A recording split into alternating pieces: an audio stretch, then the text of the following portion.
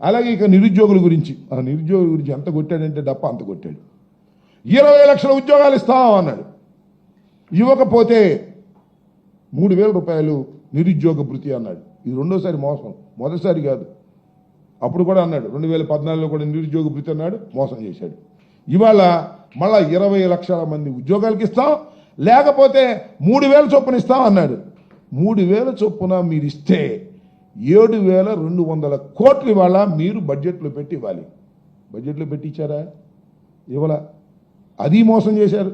అదేమంటే ఇప్పుడు స్కిల్ డెవలప్మెంట్కి లింక్ చేస్తామని దాన్ని ఎగ్గొట్టాలనేటువంటి ప్రయత్నం ఇవాళ మీరు చేస్తున్నారు. దానితో పాటు ఈ ప్రధానమంత్రి కిసాన్ సమ్మాన్ దానికి సంబంధం లేకుండా రైతులకు 20,000 ఇస్తామన్నాడు.